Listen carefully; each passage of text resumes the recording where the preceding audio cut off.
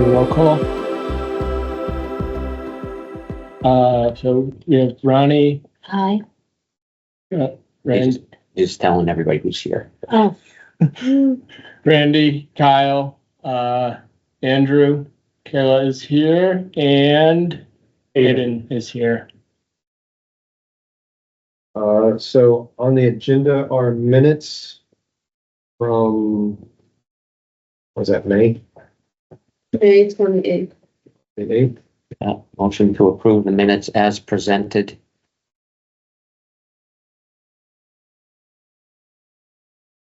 Second. Anybody want a second? Second. Ronnie. Call to a vote, motion to approve. Aye. Aye. Aye. 3-0, yes. All right, then it's up to local 40R smart growth bylaw drafting. So, I will try to share my screen here, so bear with me.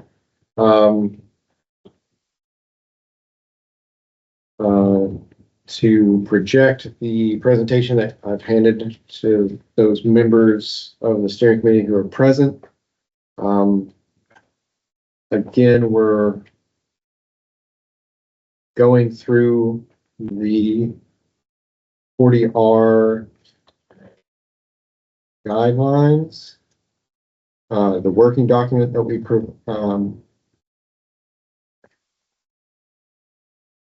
developed.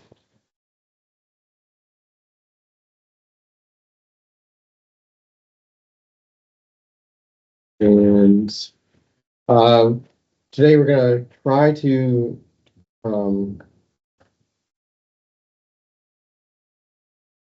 share my screen.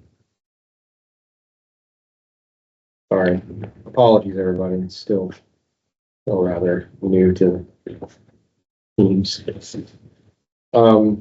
Too Short's looking for the link. Oh, I can email it to him directly. But does he know it's on the website? I don't think so. I should just Okay. emailed everyone. There we go.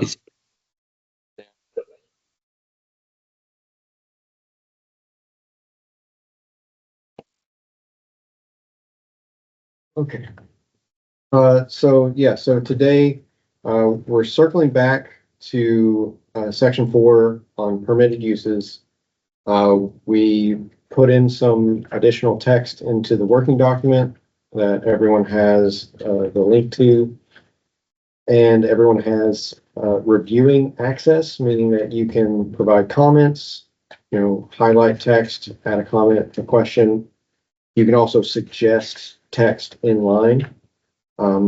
So we invite any and all reviewing suggestions. What site do we go on to do that? So there is a link in the most recent email. I resent it. So last Friday night, apologies for the late night email. But it's a link, and it is a Word document that you access through your browser. So it's shared through SharePoint. So today I just want to go through a few permitted uses to talk through some things, show what we've added. Quickly, there are a couple of questions that I think are outstanding, that I would invite some dialogue with the steering committee on. And then we also drafted some kind of preliminary density and dimensional requirements in a table format to make it more reader friendly and more quickly kind of accessible. We'll also review that and then talk about any additional thoughts on density and dimensions.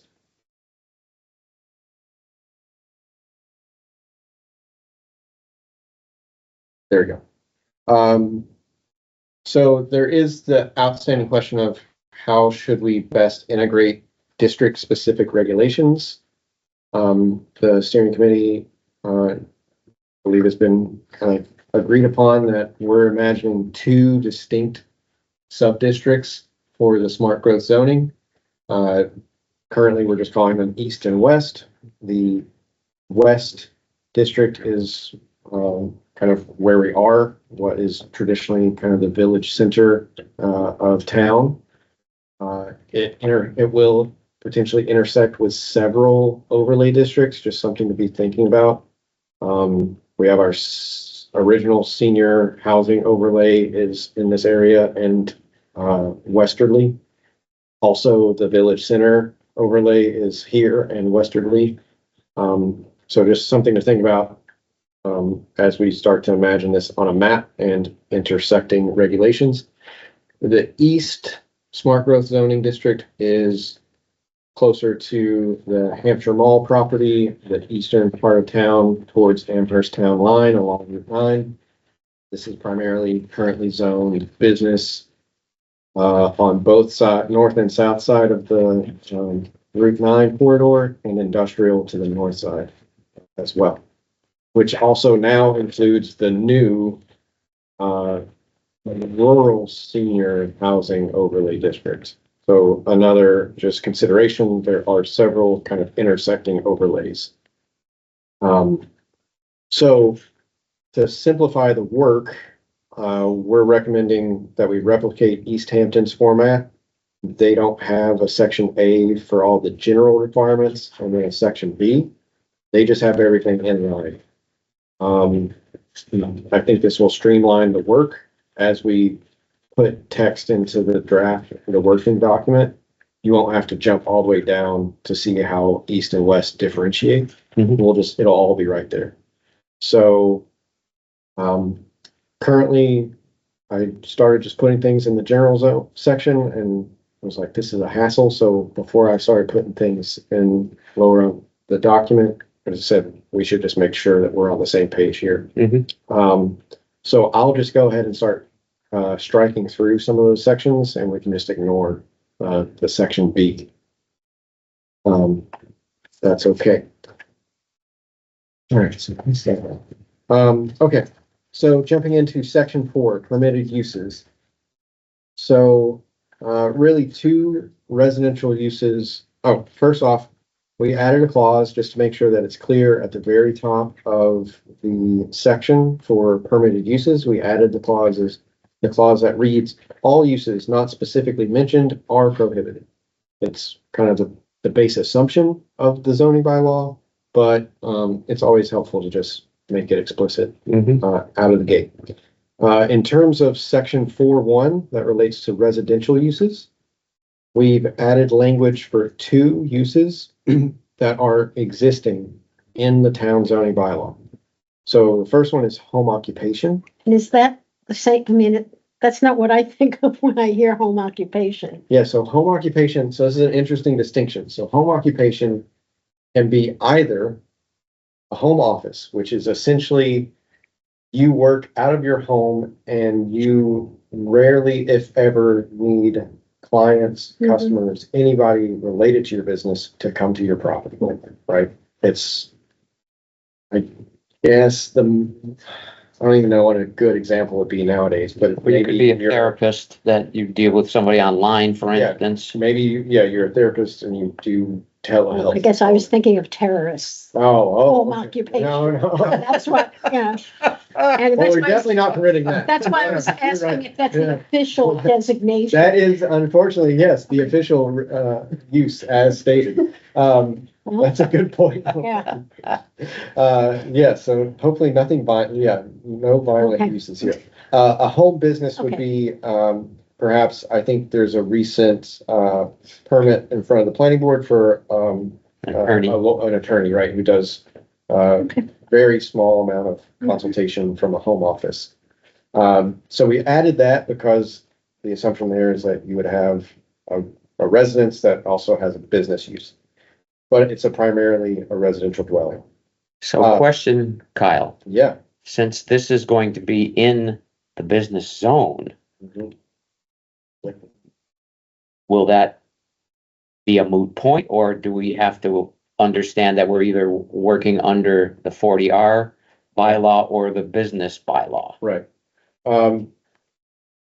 So it's not necessarily, it could be a mute point based on the applicant of development, right? So Randy, you're speaking to a very critical question that I think the planning board will need to wrestle with. Mhm. I tried to put it on their radar last night, but there is the potential that a developer can opt out of a 40R regulation and just develop to the base zone, which would then make all of this mute, except there are some instances where it would actually be harder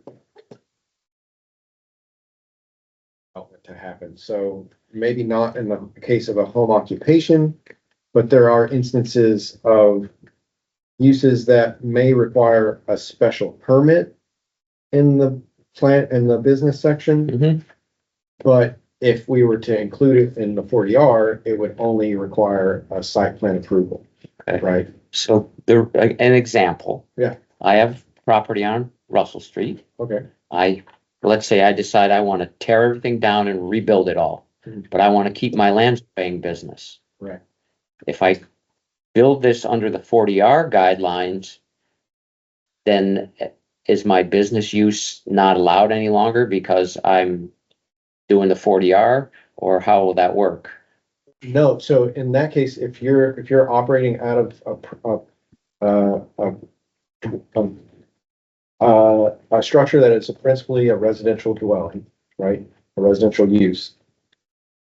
You could, by having the home occupation there, you're still permitted to do that.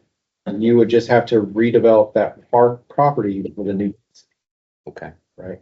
The use wouldn't necessarily be any, it might actually be easier for you to establish it. But you would have a different density so that either you're changing the size of your lot, or you're building additional residences to create that density. And I suppose too, part of what we're trying to do here is allow mixed use, Yes, so that probably wouldn't. I would say Matter. allow and probably not necessarily encourage, but just, kind of make it a lot easier Mhm. and straightforward. Okay. So that's the home occupation. The second residential use that we've inserted that exists in the table of uses in the bylaw is the conversion of a one-family dwelling into a two-family dwelling. There's a caveat there because that use is constrained, limited only to dwellings built before the adoption of zoning. So anything built before February 1961, that is a single-family home, can go to the zoning board of appeals and apply for a special permit to convert into a duplex, or a two-family. Right, with the understanding that it's got to be within the confines of the existing building. Yes. Cannot add to yeah. it in order to make it a two-family. Right. So, If it's built before 1961, you don't have to go to the, no, so or the So- other way. if it's built before 1961, you can turn that home into a duplex, a two-family, as long as you're outside of the industrial zone. Everywhere else, but you have to go to the zoning board of appeals to get a special permit to do it. If we're to include this use in a 40R district, you would essentially be allowing any single-family home the right to be converted to a duplex just through a site plan approval. And you may be able to change the caveat of, before or even after the adoption of zoning. Because I think it would make sense. I mean, we're talking about increasing density. It would seem to me that I would remove that caveat of Mhm. the 1961, just so that anything could be allowed Right. to be turned into a duplex or even more, depending upon what we Right. end up with. I didn't double check the housing production plan to get a sense of like what percentage of the housing stock actually even meets that criteria of being built before 61 as a single family dwelling. It may not be a lot. That may be why there hasn't been a lot of these special permits granted. But just knowing kind of broader trends in home building. And thinking about a more incremental approach to home construction and housing production. Having this use permitted by site plan approval, I think is the quickest way to encourage new housing to be brought online. Mhm. It also addresses some broader concerns a lot of senior residents have about staying in the community that they've called home for a lifetime. Mhm. It also addresses kind of the economic hardships that seniors sometimes can find themselves in with a large dwelling, fixed income like Social Security or a pension or something. So these are recommendations at this point. We can strike them, we can leave them be. Something built after 1961, what happens then if you want to convert it? You can't. Currently, you can't Okay. under zoning. Okay, Currently, you can't do that. We could write it into the 40R to say that, any single family within this 40R district, regardless of date of construction, is eligible for conversion. We could also put a plug into the planning board to say, well, that's a really easy bylaw amendment right there. Just Mhm. write that one clause. That would open up housing production townwide, essentially. Well, like I said, I'm in favor of eliminating that. I don't know how the rest of the committee feels, but I think it would make sense. why was it put in there in the first place, you know? Town has been a single family only town for, well, definitely since 1961. Yeah, right. So prior to that, I don't know how many two-family houses there were, but anything that gets converted now is usually an old farmhouse because they're the biggest houses Mhm. in town and you can do it. But Cal, do you know when that rule was put in place? Or no? Doesn't say it. the 1961, Yeah, I'd have Yeah. to, probably when the bylaw was created in 1961 is my guess. I didn't know if Awesome. it was something that they went back afterwards and there is changed. there is a note on the table of use, but I think it's an inaccurate cross-reference because the note directs you to unrelated content. So, I can do a little digging. It should be noted somewhere in the bylaw when that was amended or introduced. And if there's no note, then it would suggest that it was present at adoption, but it's been there the whole time. So I think I'm hearing Randy, I don't hear a lot of dissenting, Does anybody conversation. I think agree, it's- disagree?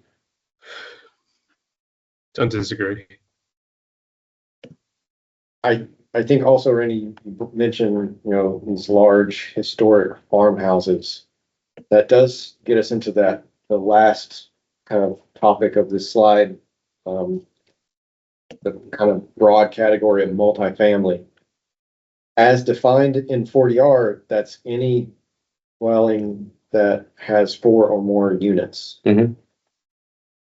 But that's a big range. And there may be instances of larger, older homes that are essentially functioning as like a manor house with kind of individual sections rented out or rooms rented out, but could be actually converted to proper housing units with 4 or 5 individually dwelling units included in the structure. So the question is, do we need to kind of tease apart that broad category of multifamily and create kind of the 4 to 8 range, and then the assumed multifamily like apartments? So that's just kind of the question I have for you all at this point. I don't have like pre-drafted kind of classifications, but we can Mhm. provide you with such if that would be helpful. Well, I mean, my thought with this whole process is whatever a property will hold as far as units goes, based on whatever the end all criteria is, then the number of units would be dictated by the size of the property, similar to Mhm. what is being done with the over 55. Yeah. So I don't know that we need to spend a bunch of time trying to decide what, whether it's 4 to 8 or 8 to infinity, whatever the land will support. Hmm. Again, based on the bylaw, is what we should be working towards. Hey, I just want to apologize for being late. I'm still at the office, but I'm here. So I guess we have a quorum now, right? Oh, yeah. Good, Mark. Thank you for joining. Yeah, so maybe we can table this and we can come back. Like you said, Randy, that category multifamily has some associated density requirements of how many units per an acre. Mhm. So that could shape what a development like, converting a large historic home into like a manor house type of Yeah, project that would shape, how many units you could actually squeeze out of that building. Yeah. Or into that building rather. yeah. Are we, the zone that we're creating or intending to create, are we following the current business zone boundaries? That's a great question. We haven't really gotten into the exact delineation, Okay. so we could go a little bit further. I think the way that the current overlays line up, at least in this area, in the western area, right? This is all agricultural residential. For most of this section of the corridor, except for It's all business, Kyle. the all business, the whole length. Be- Well, I'm Between, sorry. so from the bike path Yes. on the north, Correct. I think it's 500 feet south of Route 9 500 feet south and to yeah, the bike so, path.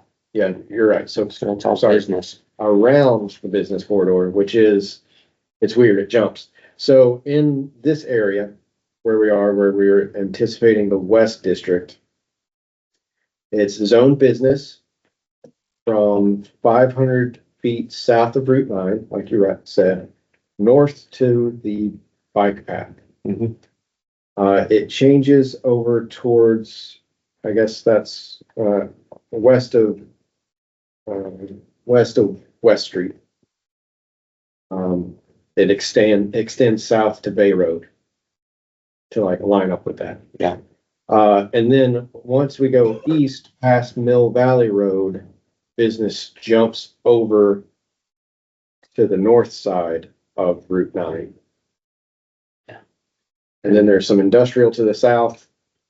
And then it flips again and kind of does something funky. I'm sorry, I don't have it quickly accessible for Yeah, everybody. that's fine. But no, essentially, yeah, if we want to go north of the bike path, we're going to be including some areas that are agricultural residential. Mhm. So a lot of these uses aren't currently present. Right. A lot of that is going to be your larger lots with Yeah. kind of existing housing. I think we need to keep it simple right now, keep it in line with what's the business district, since the intent, as I thought, was to be mixed use. So if we go beyond the business, then we can't have mixed use without changing a lot of things, and I think it's gonna be a hard sell. Okay. So. Yeah. Yeah, and I think in the public engagement Yeah. that we did, if I remember correctly, I mean, we can look back at those maps, but everything was, I think, more or less within the business district. Okay. Yeah, all the proposed Sure. boundaries. Okay. More or less at least. Yeah, and if we wanted to go beyond the business district, couldn't we say that if you're in the overlay but over the AR, then it would be no commercial? I'm not sure what the benefit of that would be, but I'm just saying if you wanted to get more housing that was not mixed. Right, so you could say that, so you could draw the boundary, the 40R boundary beyond the business Mhm. district. And you could say, you could create a subset of that zone Mhm. that residential projects only Only. would be Yeah, yeah. allowed in the AR zone. Mhm. Yeah. Yeah, If that's not too complicated. I'm not worried about the complexity, Mark. I'm worried about the ability to sell this at town meeting. I think it's gonna be hard enough to sell it as it encompasses the business zone. If we go beyond that, I think we're really gonna get a lot of kickback. No, Yeah. that's a good point. We could get NIMBYs. So yeah, we should just stay in the business probably. What were you going to say, Kishore? No, I agree. I think it's gonna make it. Just reiterate, I agree with Randy. It's gonna make it harder to kind of sell or get people to understand it or be in favor of it. That's, If it works out great, we can always expand the Yeah. zone later. I was going to say that if there are people who are saying, I wish you'd expand it so I could develop my property, then we can always bring that later. But let's start with what's more broadly palatable. yeah, because changing the delineation is a lot easier than going through this whole process a second time and reapplying. So, that's helpful guidance. So thank you all for that. Just want to keep the conversation moving. I raised the question of distinguishing the types of multifamily. We can kind of tease that out just to clarify. In terms of accessory parking, we struck the clause for structured parking under residential projects. And we didn't change anything to the accessory uses. There are still some just kind of boilerplate language. There is a topic that we didn't put into the draft text, but we added it further down and it may need to go elsewhere. But the topic of bed and breakfast facility. In the zoning table of uses, this is considered primarily a residential use because it's assumed that the property owner resides there full time. And there is a distinction between the scale of B&B facility. So a bed and breakfast home lets 3 rooms or less. And a B&B establishment is 4 to 6 rooms. They both require a special permit from the planning board in agricultural, residential, business, and industrial zones. So including these would make them a much simpler project to get off the ground if someone was interested in a bed and breakfast in the 40R district. It might also lend itself to kind of that village kind of atmosphere, might be a good source of income and excise tax.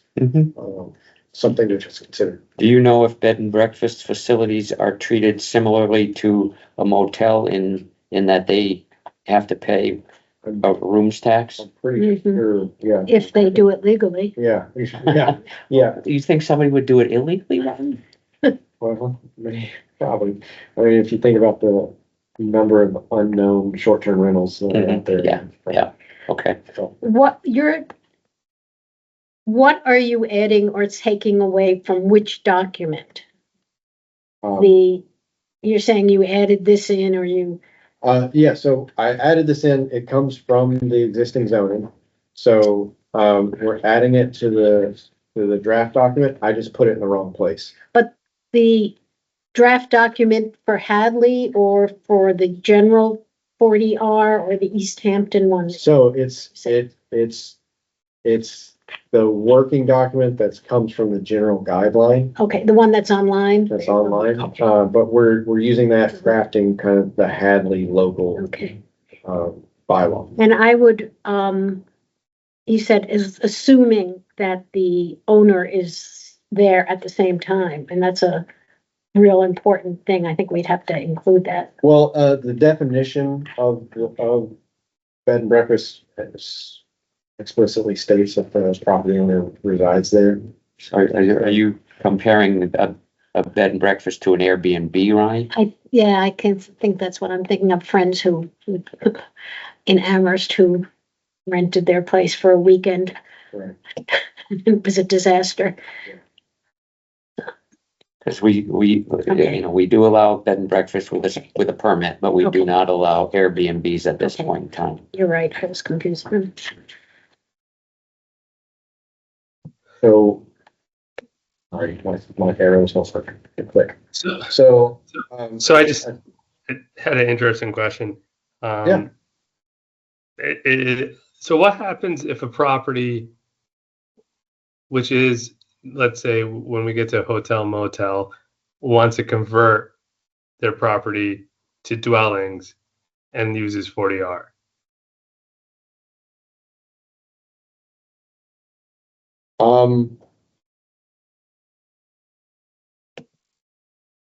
I think it would, depending on the type of project, I think it would need, as long as it fits into a residential use or even a mixed use, right, as it's defined in the bylaw, and it can meet those minimum density requirements, which we'll get to. Mhm. I think as long as you can show that it meets those standards, the idea is that a developer can just get site plan approval and get their building permit. So I know, Kishore, you're asking for a friend. But Yeah, so I'm not doing anything. yeah, no, but I mean, are you asking, for instance, if this friend had an extended stay hotel that they wanted to turn into apartments? Is that what you're asking? Yes. Okay. Got it. I would think, if there's enough space to meet that requirement, which for a multifamily, like an apartment building, would be 20 units per acre. So if they can show that they can make 20 units that meet building code, with separate egress, all the required safety and Board of Health regulations, then they come to the planning board with a site plan. They'll go through a procedure which will make very similar to what exists currently, and they'll be able to get their building permit and get the project underway. And hopefully, a good percentage of those units would be, restricted to affordability, Mm-hmm. which we'll get into at a future meeting. I'm not gonna cram that in. Yeah. But, I just want to draw our attention to a draft table that, I did not have time to put into the working document, but it just kind of goes through what we put in text. So we have our strictly residential uses, our projects that are just for housing. And, we have standards and conditions. Some of those are, straight from the zoning bylaw and they're pre-existing. Some, like cottage court, we need to kind of do some refinement and add some new definitions. Even with multifamily, we need to tease that apart. And then we have columns for the east smart growth zoning district and the west smart growth zoning district. The big difference between the two primarily is in the instance of single family dwellings that are detached. The way I've drafted this is that seemingly, I think, is accurate to the steering committee in the town. We're not interested in detached single-family homes in the west towards, The east, you mean? I'm sorry, east. Yes, sorry, yes, to the east. Toward the malls, yeah. Yeah, to the malls, Yeah, I think that makes sense. right? If we're gonna densify, that's the place to do it. Yeah. Now, that's not to say that townhouses, attached single families could be Mhm. permitted. Yeah. But the idea there is that these are small lots, they're right next to each other. It is by nature and by design, Mhm. more dense pedestrian. This needs to be 2 units attached Um, or more. I think we may define it as 3. Yeah, no less than 3. I think, I mean, we have to obviously hash all this out and then kind of play some scenarios out so that we can all understand Yeah, what this could actually look like and how it would benefit or so hurt the town. for the uses such as a townhouse, and in both districts, I've included 2-family and 3-family as a strict by right permitted use. Mhm. So there's no need to come to the planning board, bother them with a site plan.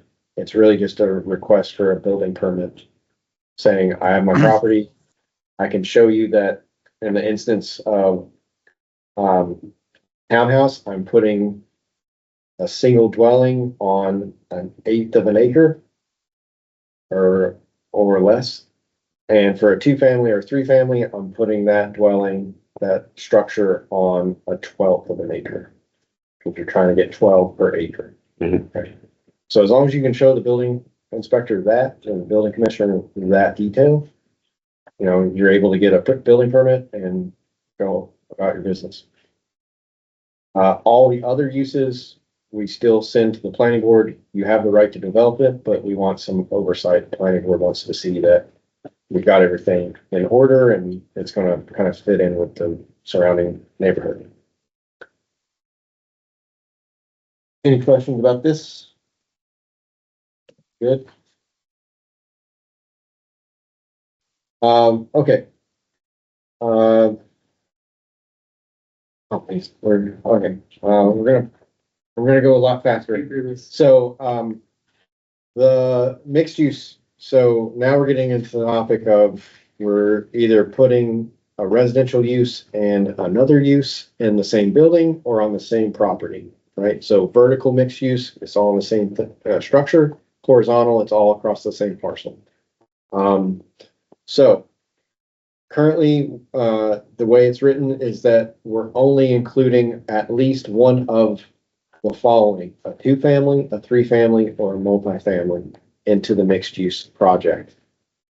The question that I have is, should there be an additional mixed use, or I'm sorry, an additional residential category for a mixed use project? The example I have is a live work unit, which by design is a ground floor office commercial space with a single family dwelling above. Right? That was pretty popular in the community survey. I don't know if it was mentioned a lot at the public engagement event in May events. But it's just one of those that it's technically, in terms of residence, it's technically a single family, Mhm. but it's got a ground floor residential or ground floor business. Commercial, right? Commercial space. I don't see the need to promote it, but I don't see the need to ban it either. Yeah, so just reminding everybody that unless we say it explicitly, the assumption is that it's not permitted. Right. So we just want to make sure that we're thinking through all scenarios so that we're making sure that include all those things that we do want to permit, or we could see being permissible. Right. What's the advantage of having a 2-family as opposed to a 1-family? Just like more density? Greater density. It's to say that, a mixed use development is, greater density. You have to put more units. It might force verticality, because if you have a small lot and with 2-family, you have to get 12 units of that residential use onto that parcel. It might make it more constraining. It might limit the amount of retail that you can actually put in because the gross floor area has to be more than 51% residential. Is that the state telling us that? Yeah, that's, Yeah. that's the case for mixed use. And I mean, if you think about it, like, from an affordability perspective, if you did have like like a single family, you know, and then, but it had to meet that 51%, that could be like quite a large single family. So it makes a bit more sense from maybe trying to allow for more affordable units to try to push that toward, you know, slightly denser Mm-hmm. development. Yeah, well, I think that density is going to be the key to theoretically keeping prices down. Right, yeah. Okay, so it seems like everybody's open to including it for the time being. We may need to circle back at some point, but it sounds like the live work is a primarily residential use that we want to make sure to include in our mixed use category. I think so. I mean, I think its benefit would be to the entrepreneur that doesn't have the resources to have a separate home and a business space, but it makes it more practical for them to have it combined. Yeah. Absolutely. And it's also a very historical type of development, right? Yeah. You Mhm. see a lot in some of the downtown areas of the older communities that, you know, it might be a general store and a apartment on top, or a coffee shop and an apartment on top. Mhm. Well, it also limits the verticality of it. Yeah. Which is like, we don't really want to keep going up. Right. Well, I think we're going to be limited to how high they can go. Yeah. Right. That's part of what we're gonna. Well, we're trying to get to. Yeah. Yeah, Yes. so the non-residential uses, the list here, these are all existing uses that are permitted in the business zone. Just wanted to name them outright. They seem to make sense and fit into what we're imagining in a more pedestrian friendly, mixed use district. So just wanted to call them out. There's nothing new there. I just made sure that we use the same language as exists elsewhere. Mm-hmm. There are a couple of things that we do call out explicitly, such as restaurants excluding drive-throughs or artist studios or cafes. We'll have to insert some definitions for those since they don't exist elsewhere in the zoning bylaw.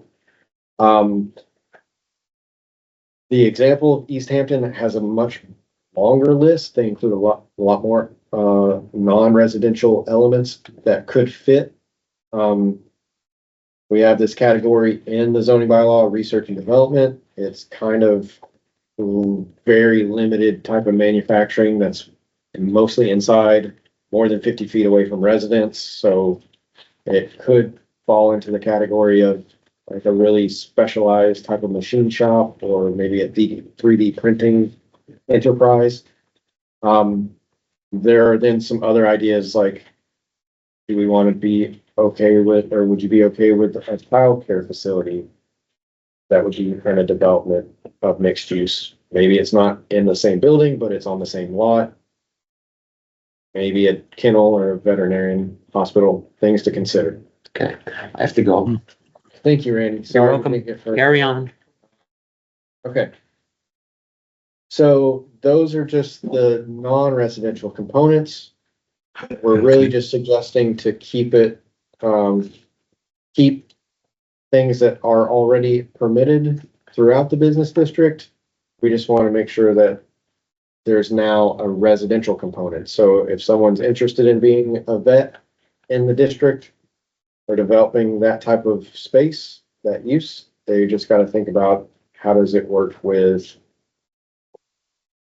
12 duplexes or the equivalent of 12 per acre. And this is all under that mixed use still, right? Right. Yeah. Okay. Yeah, I mean, I'm actually aware that there was a veterinary hospital across from the mall. It's still there now, but before it was torn down and rebuilt, it had a residential apartment. So that would Okay. that would be your live work. Oh, yes. What what they used it for was, it was an apartment that was available at a discounted rent if you would help handle the animals at night, and emergency. Yeah, so that was, yeah, cool. No, I like all this. Okay, so, that section that I have in the bottom, I currently threw in there in the working draft, document under other uses. Because we were waiting for some feedback from the planning board, and I'll hand it over to Mark to see if you all got into this last night, but, just wanted to get. We did not. No. That's We said we would discuss it when you were at the next meeting, which is, September 2nd, I think. September 2nd. Yes, that is correct. Okay. So just wanted to make sure that we have a clear understanding of what the planning board is thinking, if they're open to projects that don't have a residential component. My notes and my understanding is that the steering committee thinks that residential needs to be included in all projects, either strictly residential or mixed use. That's how East Hampton does it. Most communities, I think, do it that way. But, are there instances where, and I don't know, I haven't worked through all those different scenarios, but are there instances where maybe it's okay to permit, a strictly non-residential project? I mean, isn't the whole purpose of this just to increase, housing availability, housing stock? I mean, that's by far the intent of the program. So I don't know how changing it. I mean, I think that the only real thing, so I guess from a developer's perspective, the appeal of having this option would be, maybe an expedited process, but since it's all business zoned already, I don't think there are many Right. instances that require a special permit, so it's not like we're making the permitting process simpler for someone that wanted to just open a non-residential use. Yeah, Yeah, I don't want to, Yeah, go go ahead. ahead. go ahead, Mark. You can go.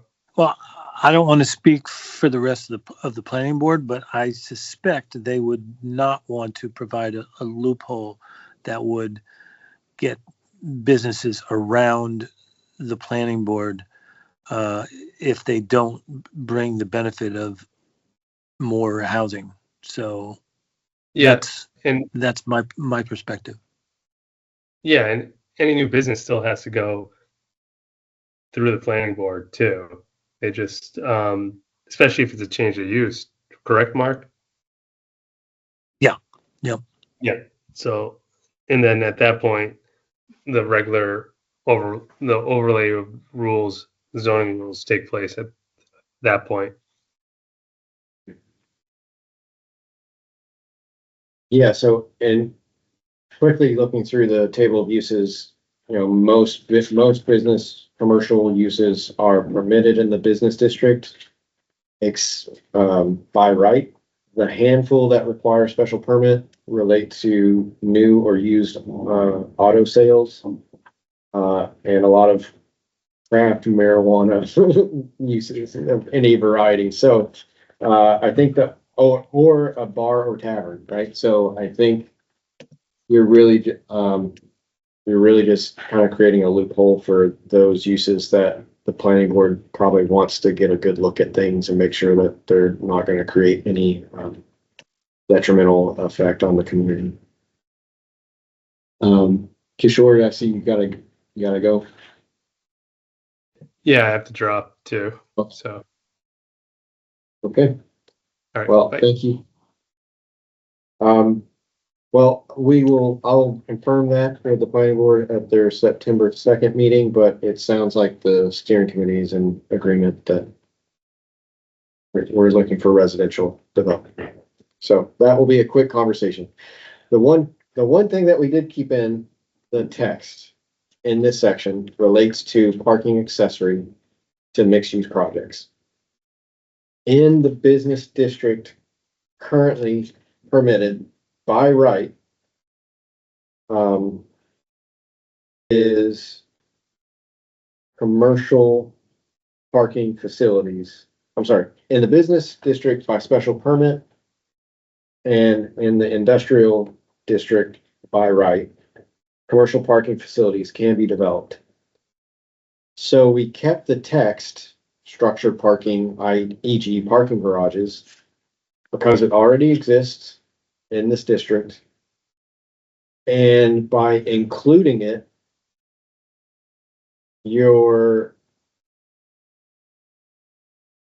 I think you're encouraging that type of a development to blend into the surrounding built environment. And you're saying that you're hopefully dissuading the person that would be interested in building a structure like this from opting out, right? You could opt out and build your parking garage, but you got to get a special permit, which is more scrutiny, costs more time and money, and may get denied.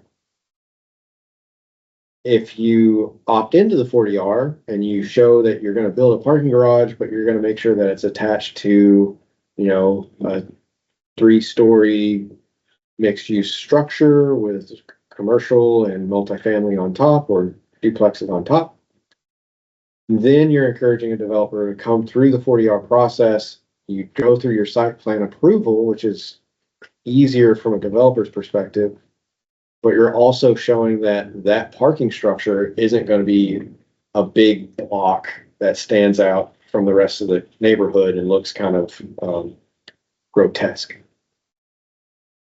So I think it's worthwhile to keep, even if it's a very slight possibility that it ever happens. Are you saying there already are commercial parking I'm saying that here? it's already In the allowed. zoning bylaws. It's allowable, Yeah. It's not an easy thing to get off the ground. but we No, don't it's have it. very expensive to build, so it would only amortize itself over something large like the mall conversion. Mhm. Right. So we put it in there just thinking that it probably makes sense to keep it there. Yeah, I mean, and realistically, like, the project would have to be massive to Yeah. make it worthwhile. Right. Yeah. Yeah. It's also one of those that's it's almost financially kind of so outlandish that it's highly unlikely. Yeah, But if it were, it then could at be, least it would kind of match what the community wants it to look like. and it's sort of incentivized, but not really.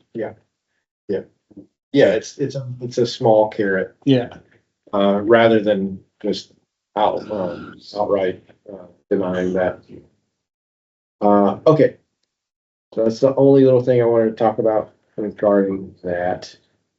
So looking at how this looks for our non-residential uses. Again, most of this is permitted with site plan approval. There are a couple of examples that are just by right. Essential services, library, museum. I did note a couple that we wanted to keep out of the West District that's near our village center. Establishments focused on primarily serving liquor and or entertaining, bars or taverns. We permit in the east side of town, but not in the village center, the West District. And research and development, which is more kind of very light industrial. We permit in the east near the base industrial zone, but not in the west near the village center. Also childcare facility or center, we permit those outright. It's also a protected use under the zoning act, so best to just allow it by right. I There's guess that no makes sense. on size, Sorry. no limit on size of, how many kids could, I don't know, I'd have to double Yeah. check the definition of those. I know that there's two entries in the table of use that are very similar, childcare facility, or something to that effect. Yeah, there's, family childcare home, Mhm. large family childcare home. Um, so I could tease that out. Although the child care facility center is the protected use though, that's permitted in all districts and can't do anything done. So that's just the category that I put in there. If it's not listed, then it's presumed, to be No. prohibited. Yeah. Okay. I think we're gonna proceed. I am gonna move faster just because we're at the 6 o'clock hour. And I know there are other meetings that people are in or other obligations. So just quickly, draft dimension and density requirements. This is section 3. Currently, there are 3 separate tables inserted.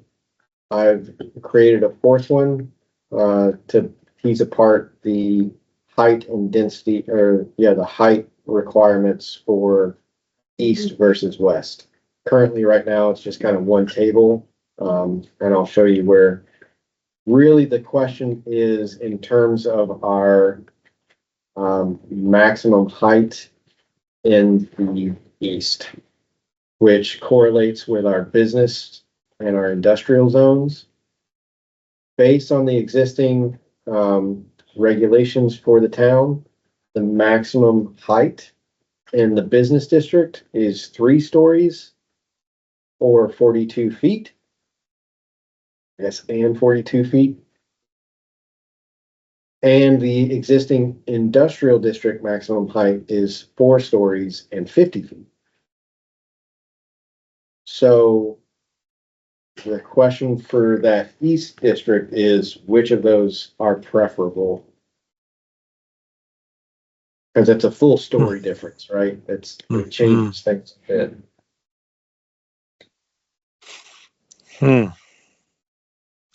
You know, I think this may be a item for discussion. I feel like would be okay east of Maple Street. I mean, I think we already have the tall one back in that back behind the old kid sports. So maybe 40, maybe 4 stories is okay there. I also remember. want to talk to the fire chief because I know there's a certain limit to what their truck can handle, or I don't know. Yeah, Truck, so I don't- what the ladder truck can handle. Yeah. I think 4 stories is just a hard sell. Like, I think there'd be a lot of pushback for that height. Yeah. So I was thinking that if it had a place, it would be in the density of the mall and going east, but Yeah, but then it doesn't fit the character going west. But if it makes the fire department uncomfortable, then it's a non-starter.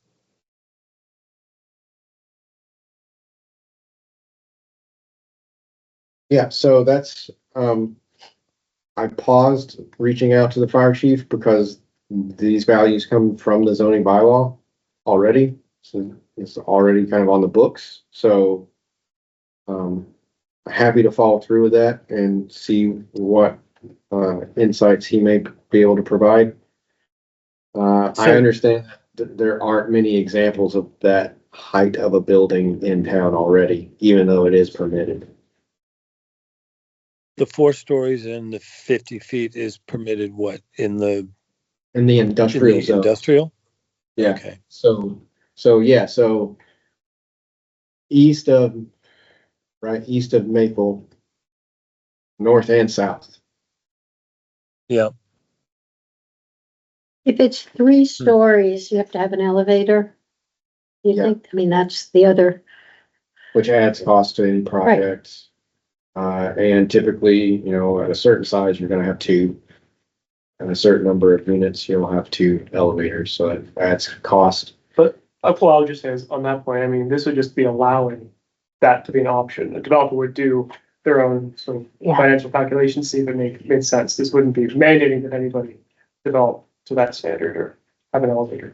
And also keeping in mind that if this is, in the context of a mixed use, right? The assumption is that ground floor is not residential, that it's Right. commercial, that it might be 4 stories, but that's really 3 stories of Mhm. residential. Yeah, I lean towards,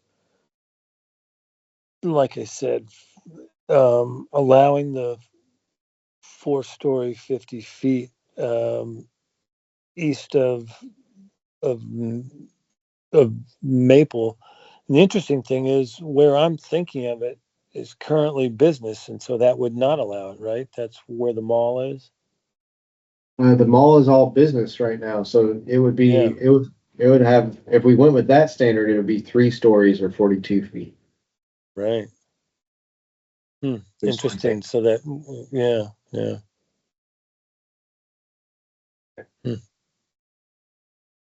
Um, Also, I think we spoke earlier about the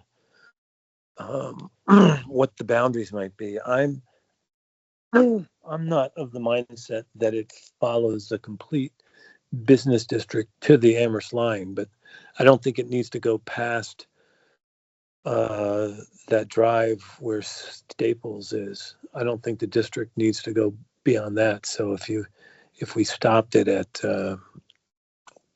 whatever that is called there with the fish and wildlife, Yeah. Staples would be the last. Westgate, isn't it? oh, I okay, think you're yeah, right. Yeah. If we Yeah. stopped, which one at Westgate? the east. The east? The whole district, the The East east. District. Yeah. East. Pretty close to the town line. Yeah, I think it's close. I don't know exactly where that is. Yeah. Right. Yeah. So, we can put a pin in the, maximum height in the east. I'll reach out to the fire chief, and get, their thoughts on this topic. And, might be able to try to get a sense of what's the tallest building in that area right now, just to get a sense of everybody get a understanding of that scale and what that really feels like. I could touch base with him because I see him sometimes during the day. So Yeah. I think the tall, Fine, if you want to- isn't that Ideal Movers storage building? I don't know how many stories that is. I'm sure. It's pretty tall looking, That's the the one biggest that's on the bike path. on the other side of, so that's Yeah. technically. So that's in the zone. industrial zone. Yeah. Maybe 50 feet, I don't know. Yeah. 'Cause it could be that tall. I don't know. Yeah. I never saw the plans for that one. That was before Yeah. I started working on the board. Just before. Yes. So there's kind of the industrial zone is south of the bike path, Mhm. but then it also goes north of the bike path where once it's west of South Maple. Yeah. So Wall. east of South Maple, where the Target Mall is, the JCPenney, that one is business. But where the Walmart Mall is, that is industrial. So basically, just crossing South Maple, there you go from.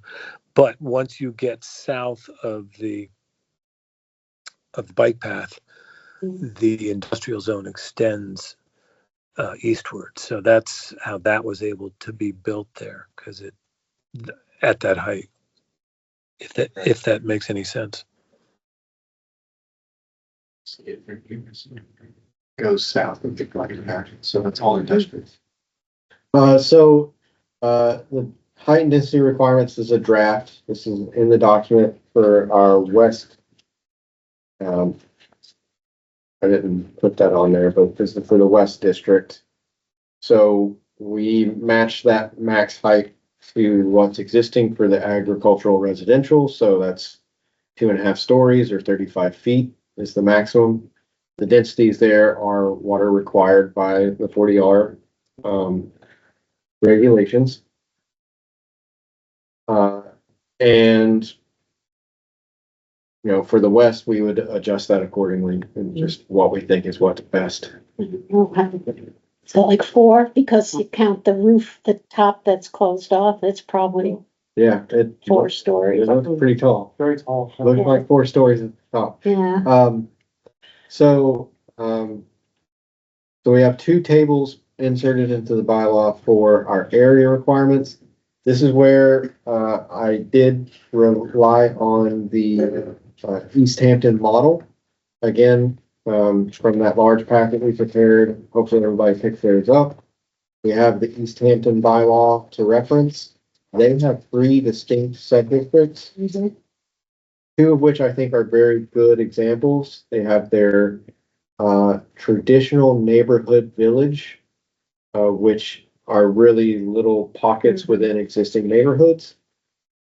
I think that really kind of matches the intention of what we're imagining for our west smart growth zoning district. They also have their highway corridor sub-district, which I think matches more of what you all were thinking about for the east smart growth zoning district. So I relied on their table to get some of these dimensional values. So if we're looking into the west, what is more of our village center and section of the business zone, the front setback from the right of way to the entrance is a minimum of 20 feet. So that applies for all uses, all residential and mixed use. The side setback is a range. For the townhouses, there is no side setback, right? Because their property line is right next to the other, so there's no gap between the buildings. For the detached single family, we've got 5 feet. I kept that for a conversion of a single family to a 2-family, because that 5-foot side setback also applies for the duplex. When you get into the greater volume or the greater density of residents, 3-family, multifamily, or even the mixed use, we have a 10-foot setbacks between structure and the side property line. so does that mean if it's just 5 feet So, till the next building, or 5 feet? Well, it would be 10, well, yeah, if there's a town, so, Could be just 5 feet. so it would be, so if you had a series, and I did insert a picture, but if you had a series of 2-family duplexes in a row, they would each be at least 5 feet from their property line, which would create at least a 10-foot gap. Okay, that's what, But if they were next to an existing structure that's not a house, not residential, it could be 5 feet, you think? it would probably be more because this 5-foot setback is really small compared to the existing setback, Okay. right? So I do have that somewhere. I was looking at it. Currently, it's 15 feet. Okay, So it could be like 20 to 25, 20, 30 feet between, a use that's existing. So there's still quite a bit of a gap. In terms of the rear setback, 20 feet, typically for mixed use developments, it's 30 feet. That does allow for some room for putting in that rear parking, which we want to encourage. Parking is a topic for the next meeting. We'll get there. In terms of how it Can I just differs. go back? Oh, Can I just Yep. go back one? Yeah. So the top one, the townhouses. Yeah. I think the side setback, there should be an asterisk in there, because if you're abutting another townhouse, the side setback is 0. But if Right. you're an end unit, then there should be a property setback, Okay, and maybe that's 10 feet. So, you know what I mean? yeah. Does that Yeah. make any sense? Like, if you had 4 side by side, A, B, C, and D, for B and C, a 0 setback is fine, but for A and D, you've got 0 on one side on the inside, and it should be maybe 10 or whatever on the other. I'm just thinking from a logical standpoint of a fire truck access. If Yeah. you have a 5 or 10 foot setback and the adjacent property has a 5 or 10, then you can at least get a truck through. Yeah, I say 10. Okay. That's a great point, Mark. We'll make sure to add that. I think I think you're right. It's a footnote in the East Hampton example. Okay. I didn't put it in there, but Okay. but yeah, absolutely. We want to make sure that there's space at the end of that row of housing Right. for either a fire access lane or even a shared driveway that goes to the rear of the property. Right. All of those units. Yeah. So Okay. it should probably be at least 10 foot on the asterisk, which Yeah, would I think give you 20 to the next structure. Right. right. That's what I'm leaning towards. Okay. Thank you. Thank you. In the east, a little bit shorter of a list because we removed the detached single family, but exactly the same in terms of the front setback. Again, the idea is that we're encouraging density, but also encouraging that smart growth principle of pedestrian friendliness. So we're bringing the structures closer to the right of way to encourage nice walkable spaces, and putting the far centric spaces to the rear. Setbacks again are the same. Actually, they're a little bit tighter, I believe. Or no, they're a little looser for the conversion, so a little bit more space between the two families. And the rear setbacks are a little bit larger. I think thinking about the fact that there may be more space needed for parking or shared parking. So you keep buildings out of the farther away from the rear setbacks to just encourage more space to be used for shared parking. Just for a quick reference, street view, what does this density look like? This example comes from East Hampton's traditional neighborhood village smart growth zoning district. So this is a series of duplexes along a street. And, that's, I think, 10 feet to the property line. So that creates a 20-foot gap between buildings. Still kind of a nice amount of space between. Unfortunately, this example doesn't have a nice sidewalk, but definitely has some elements of density. I think this little stretch of right of way, I think there are 8 units in about 150 feet.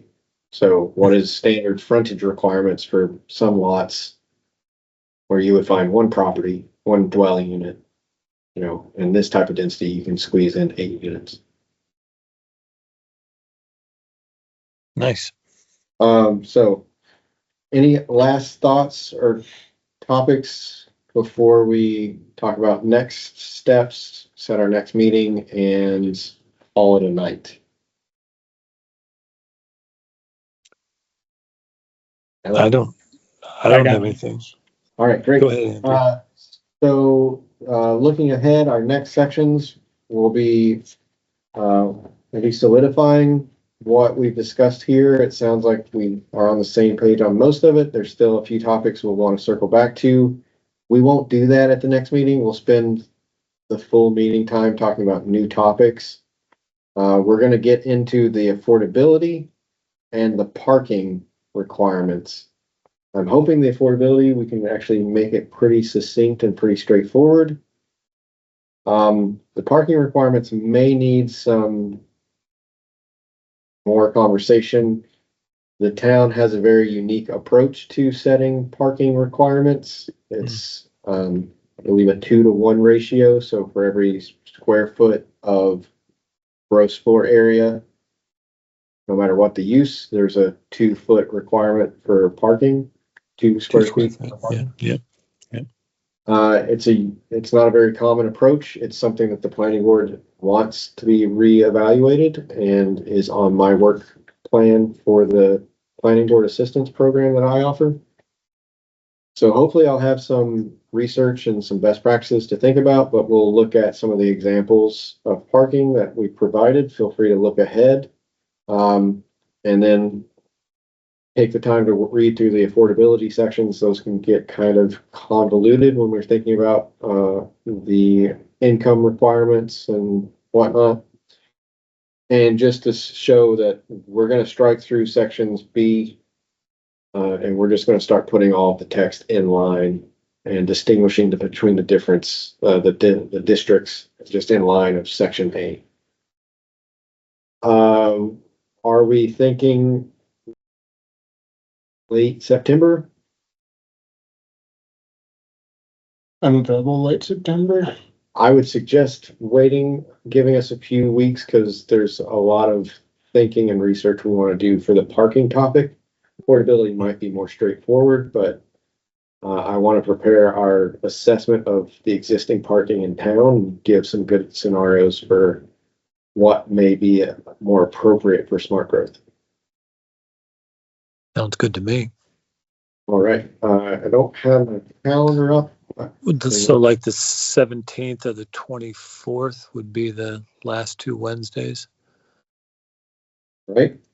The 17th would be after 2 planning board meetings, so we'd have time to bring any other topics back to the planning board if need be. Don't know if I've got anything on my calendar. I may not be home till late on this 17th. We have to go away. Okay. So with the Oh, 20, and the 24th is Jewish holiday, so, okay. but, actually, I could do a meeting in the evening, the 24th. We want to go all the way to the 24th? 24th works for me. 24th, Yep. okay, Mark? That'd be 5 weeks. That should give you some time after the September 2nd meeting. Yeah. Yes, I think 24th would probably be ideal for us too. So, setting the next steering committee meeting for Wednesday, September 24th at 5 p.m.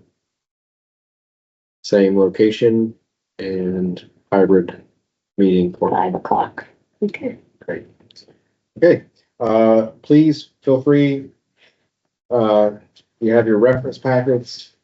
You have access to the working document. If any technical issues come up, please feel free to reach out and I will troubleshoot with you.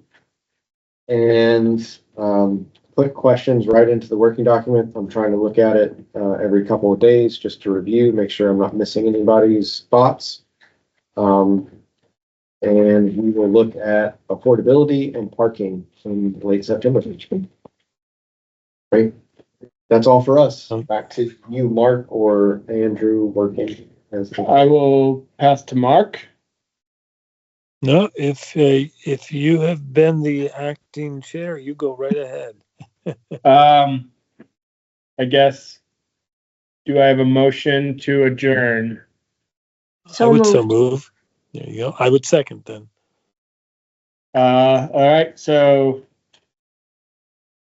I have a motion to adjourn. Andrew, aye. Ronnie, I. Down, aye.